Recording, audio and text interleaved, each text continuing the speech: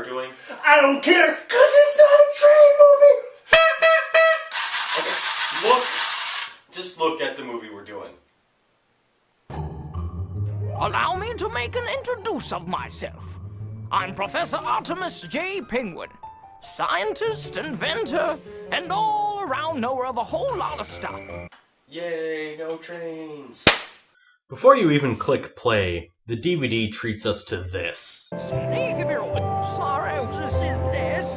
further lowering any expectations you may have already had for this film.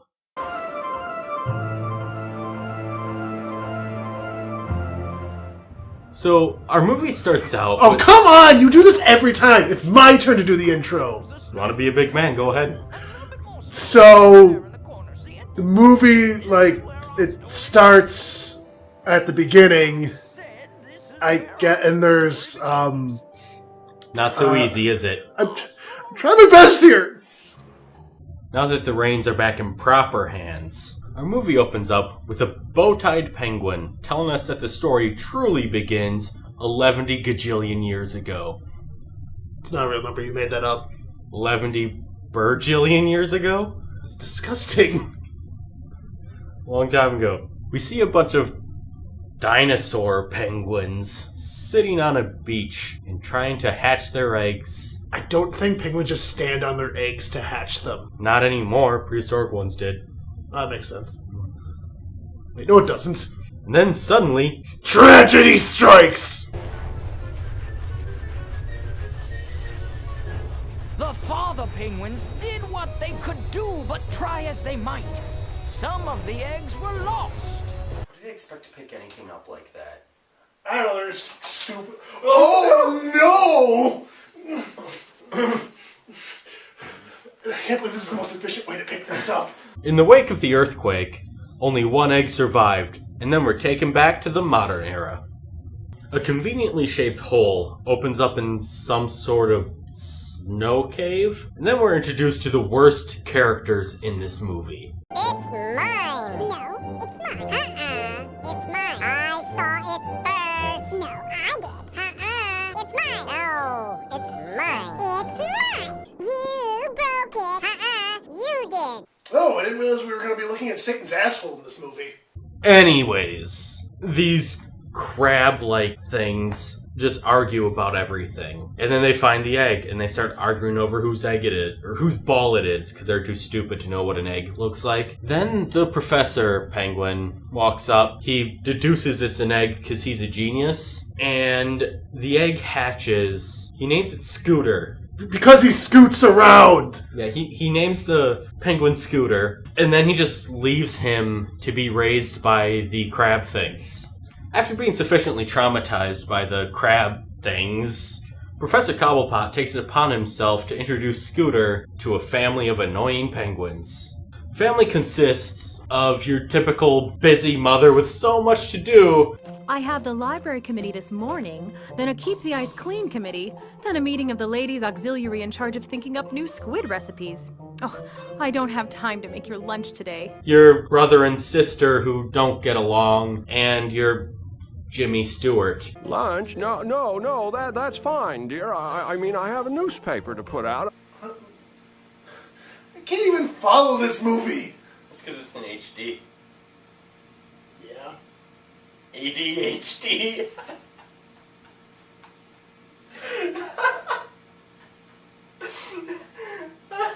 Because I'm the funny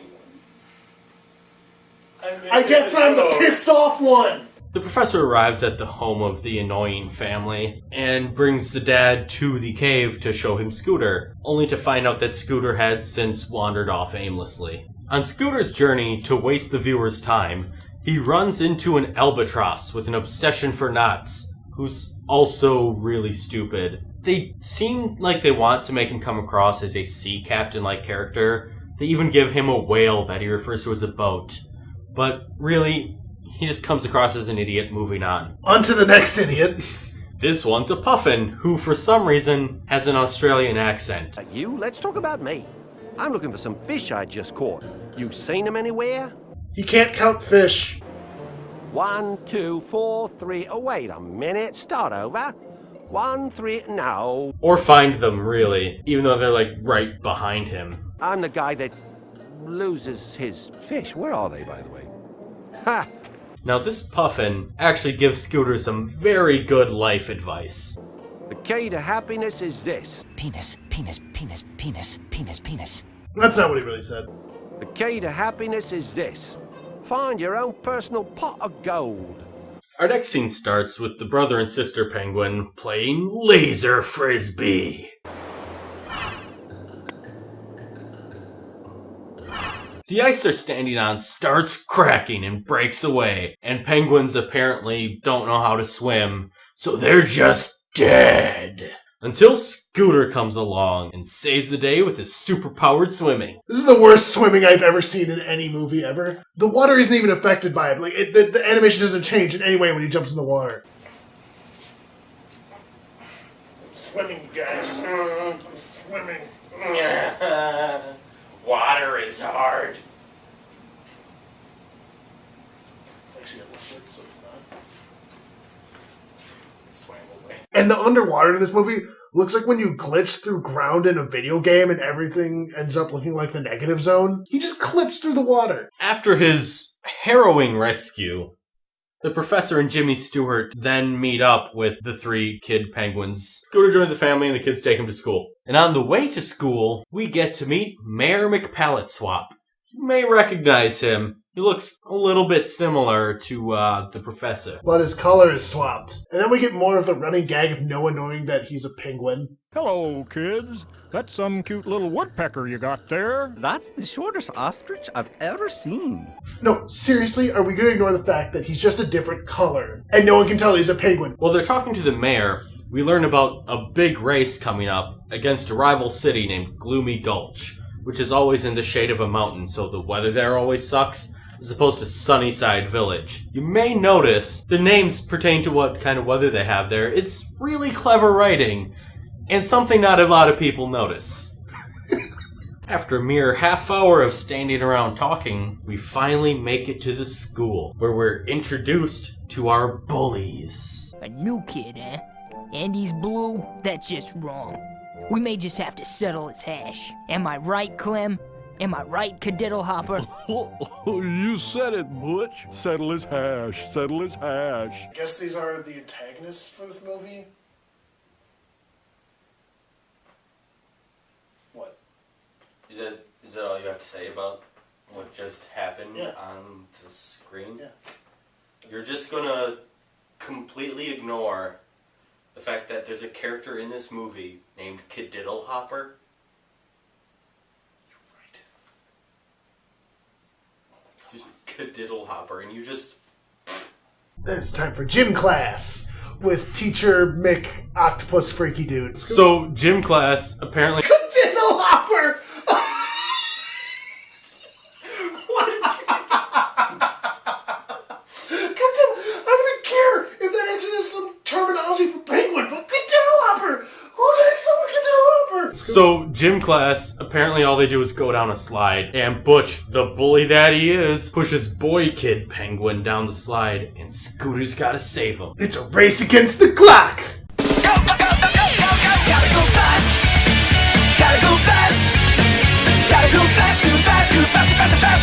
I'm surprised the slide didn't start on fire from how fast he was moving. So the professor calls a town meeting to tell everyone what we already know, that Scooter is actually a prehistoric penguin, which means everyone he ever loved or cared about is dead. And on an unrelated note, these prehistoric penguins were really good at swimming. So did penguins just evolve to suck at swimming? Scooter gets recruited onto the swim team. But he doesn't really know the ins and outs of swimming. He just, he kind of did it all naturally. So we need a training montage.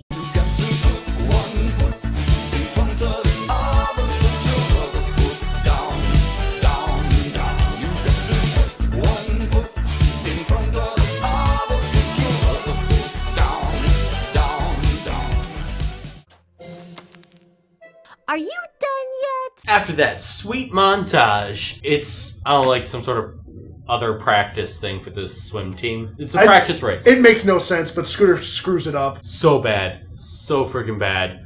In fact, he gets laughed out of the town and runs away, with Popcorn the Puffin, off to find that pot of gold.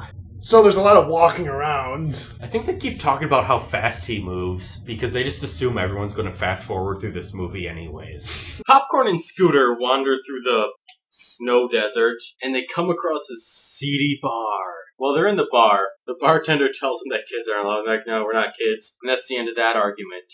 And it turns out there's a show going on. A little sexy starfish show, if you know what I mean.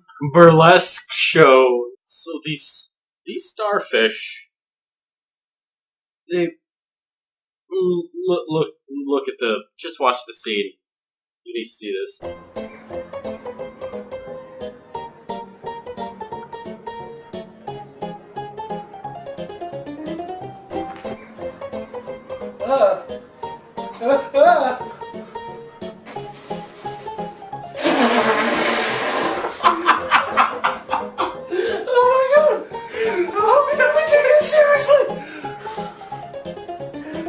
What are these actual characters? I'm losing my mind. I'm gonna live in my hat. Okay, no. Keep it up. This movie isn't gonna beat us. This movie is not gonna... Hat back on.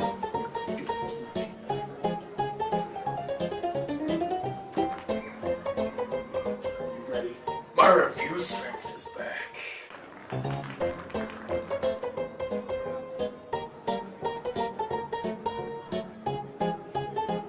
Seriously, what is with the hell spawn in this movie? So I guess Popcorn decides that he has the hots for the star attraction. Oh! No, the starfish attraction. Now I get it. Oh, they move like the animatronic robots from Chuck E. Cheese's. And meanwhile, Scooter talks to the other starfish. I told you he was cute. That is for a flamingo. That ain't a flamingo. That's a emu. I don't even think they know what this accent is. I'm making the accent. I'm making the accent. I'm making it just for you, okay, Scooter? Okay. So, Scooter tells these vaguely foreign starfish his backstory, and somehow it's sad enough to bring them to tears. He's such a brave little flamingo. I think he's a brave. They look like they're straight out of the Annoying Orange. Ay, mamma mia. Hey. Personally, I think they just don't really understand English and they think that's what he's going for. They then leave the bar because that was a pointless trip. My nose tells me we're getting close. Well, my nose tells me you keep farting. Really? Fart jokes? What is this movie doing to us? I thought it was classy. And on their journey, they run into a tree. Or was it two trees? Are trees furry? Maybe. And do they have toes? Only the rare furry toe tree. This movie's humor is so try-hard. It's like watching a movie made by Airplane Randy. Hey guys, I'm making the accent. So try hard, more like so die hard. Humor him. Wiki. Or was it a Yeti? Fee-fi-fo fetty. What brings you to the land of the Yeti? It's a Yeti. So, this Yeti is the best character in the movie. I'm a busy Yeti. So, the Yeti has a total harpy for a wife. Don't dread it, cave of mystery me, you old fool. Get inside and finish those dishes. You're making me miss my story. Well, anyways, he ends up telling them where to find their pot of gold, and that's it. So then they go to the cave where, this pot of gold would be, and Popcorn decides to yell into the cave to ask if the pot of gold's there. Hello?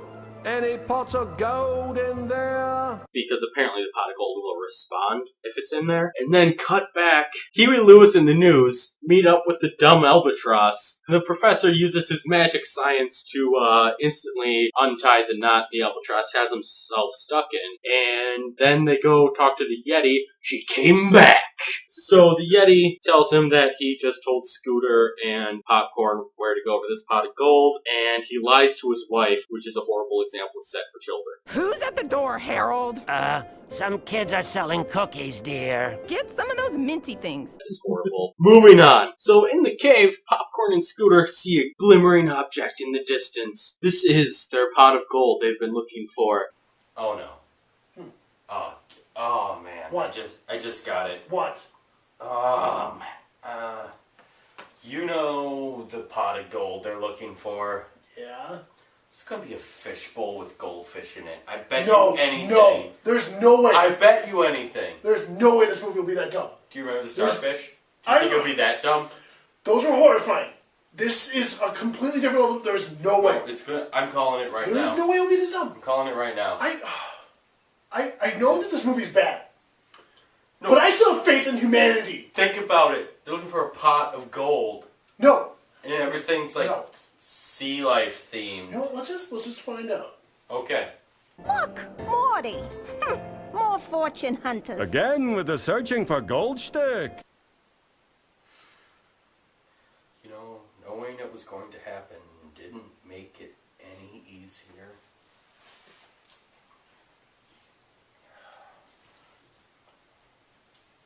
I'm losing it. It was goldfish.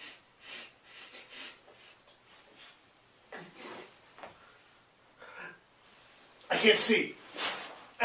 I can't see straight anymore.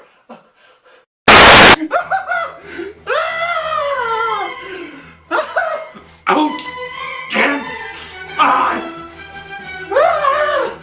God! He won't go away!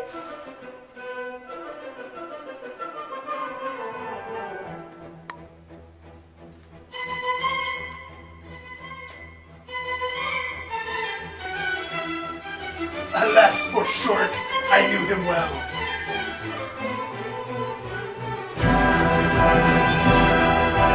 Try to find me.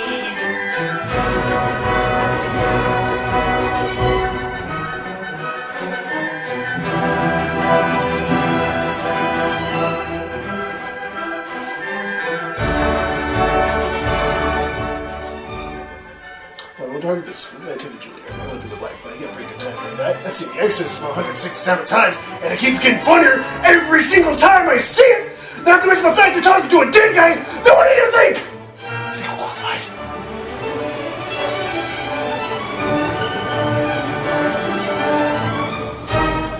I am right. Yeah, I know. Stuff out there. Watching us. Into your Pop-Tarts already. It's gonna be weird! You know, I can't believe it took them this long to come up with peanut butter Pop-Tarts. Is it peanut butter? Mm-hmm. No, it's chocolate. No, it's chocolate on the outside, but since... I'm an angry pickle. I'm an angry pickle. Time for my daily walk.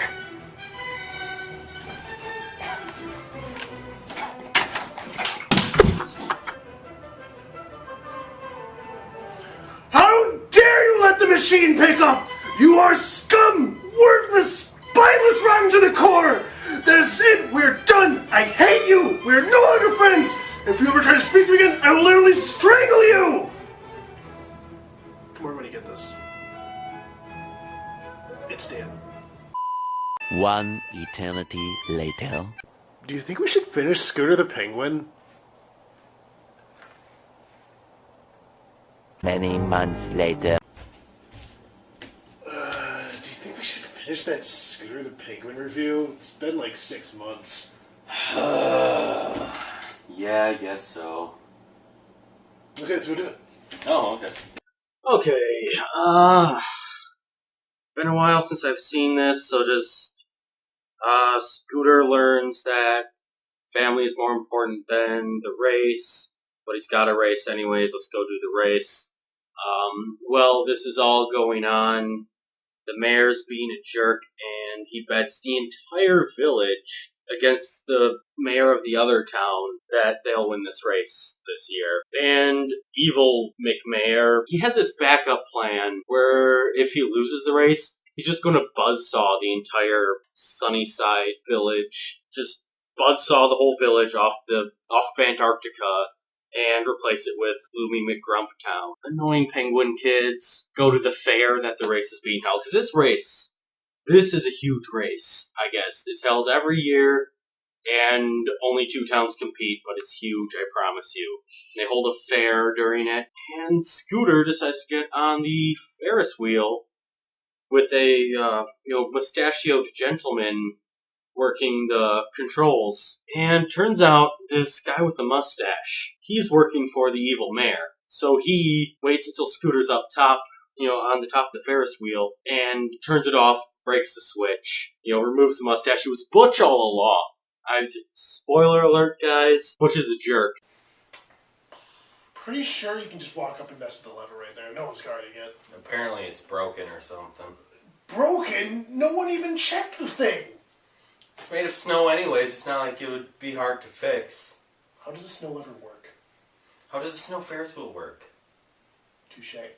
So the race is about to start, and Admiral Dumbface finally manages to tie a knot, loosens the Ferris wheel from the structure, and it just goes rolling around. And Scooter flies off it, lands in the water right as the race is about to start, and wins. And everyone's all, yeah, Scooter, because he won. Family. It's great. Also, Butch learns a lesson for no reason. He just decides that now he's okay with everyone. Yeah, Butch is now a good guy, but the mayor is still, well, not the good mayor. Bad mayor is still bad. That's why he's called Bad Mayor. And, so he revs up his continent splitter, or whatever they call it, and Scooter and Butch decide to ski towards it. And then he stops because, the mayor wasn't really that much of a villain in the first place. And that's pretty much the end of the plot. Then we get a bonus scene. Scooter makes a birthday wish. Then the professor runs in. He's like, hey, Scooter, I found a female blue penguin who looks just like you. Scooter says he got his wish. And sequel bait. That's Scooter the Penguin. Some of you are probably wondering what we feel about this movie. Some of you probably already know what we feel about this movie. This movie, by all means, is god-awful. Horrible. Terrible. Deplorable. I would never recommend this movie to any living soul. Be that as it may, it's still pretty hilariously bad. There's movies that are so bad they're good, and then this one just barely misses that mark. It moves over into, it's still funny to watch, but it's so horrible. This movie. It drags, there's way too much padding. The dialogue. Just, holy crap, the dialogue. I think someone just threw their keyboard down the stairs, and here's the script. The voice acting's terrible.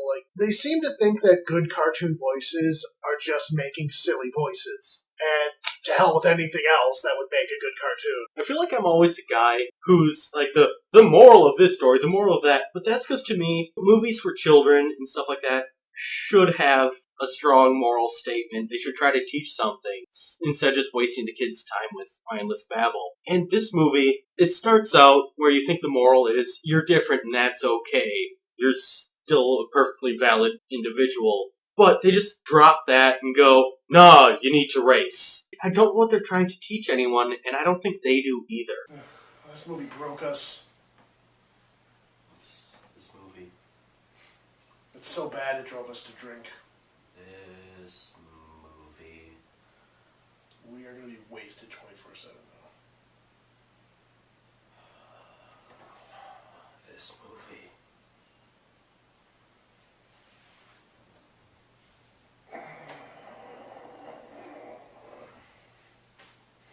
You wanna get smashed?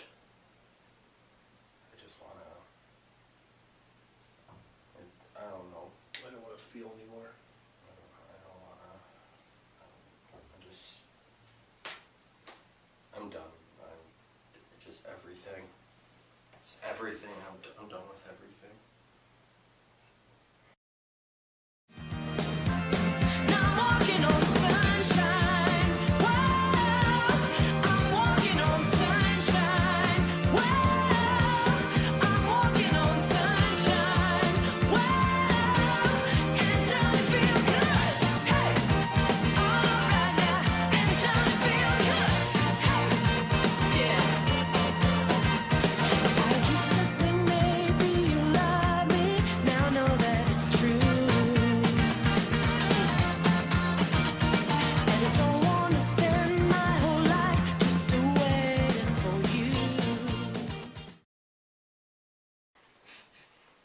I speak TV.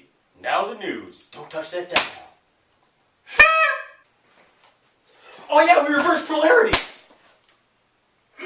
But you're real happy about this.